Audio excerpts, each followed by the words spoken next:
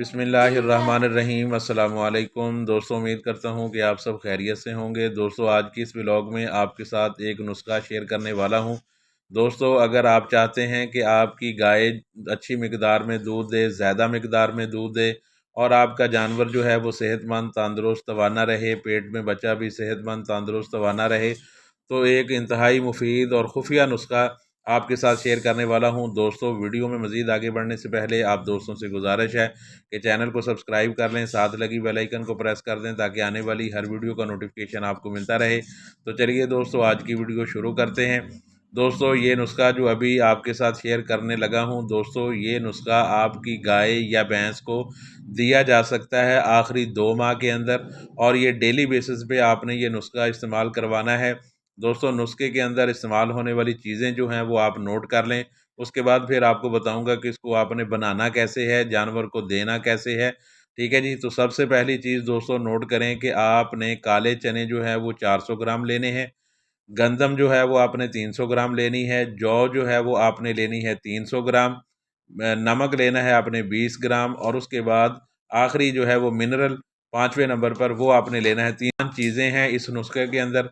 अब दोस्तों, आपने इसको बनाना है।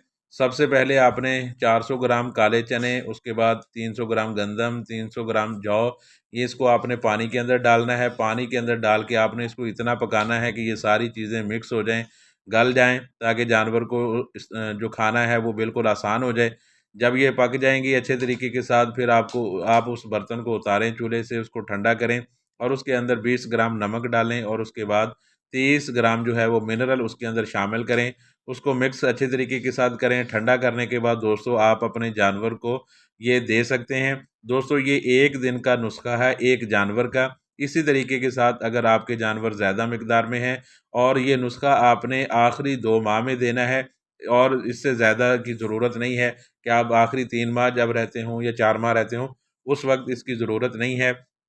अगर आपको लगता है कि बजट का प्रॉब्लम है, तो आप इसको आखिरी 1 महीना भी इस्तेमाल करवा सकते हैं, तो इसके इंशाल्लाह आपको बेहतरीन रिज़ल्ट मिलेंगे।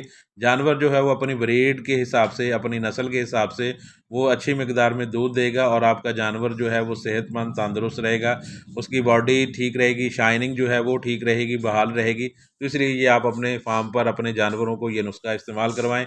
दोस्तों, वीडियो अगर अच्छी लगी तो इसको लाइक कीजिए, कमेंट्स कीजिए, दोस्तों के साथ इसको शेयर कीजिए।